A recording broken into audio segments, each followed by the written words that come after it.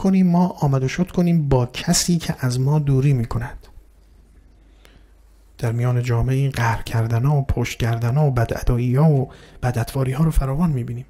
خدای کسانی که با من اینطور برادر، خواهر، عموی، دایی، دوست، آشنای این گونه رفتم، به من اونقدر قوت بده، به نفسم اونقدر تواضع بده که اگر اونا میبرن من نبرم ازشون.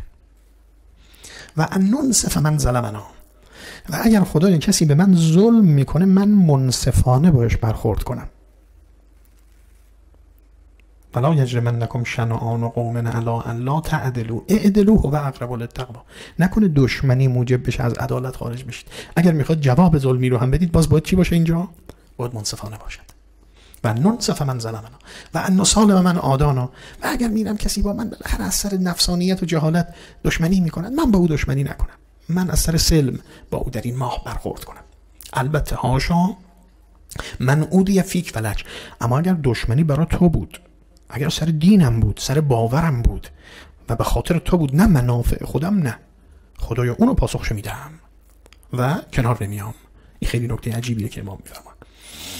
فانه العدو الذی لا نبالی. اگر کسی دشمن توئه و در دشمنی با تو میکنه، دشمن منم هست، من با او سر سازگاری و نرمش ندارم.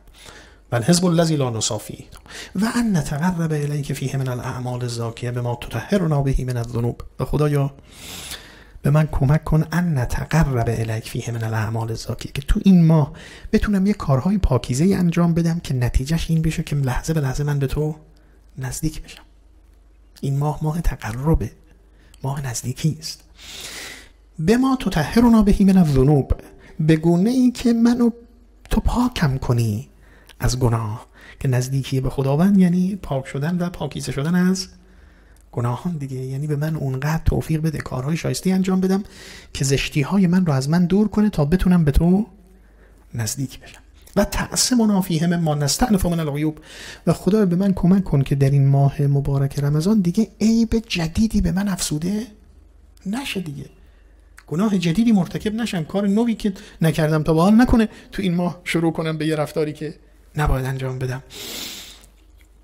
بعد یه جمله میگم که خیلی عجیبه: حتی لا یورد علیک احد من ملائکتک الا دون ما نورد من ابواب طاعت لک. اگه دعا هم انسان میخواد بکنه، چیزم میخواد اینطور بخواد، به گونه ای باشه که خدایا فردای قیامت که فرشتگان تو هم وارد بر تو میشن و جایگاه دارن، من به گونه ای عمل کرده باشم به برکت این ماه مبارک که هیچ فرشته‌ای به گرد مقام و بلندی جایگاه من نرسد.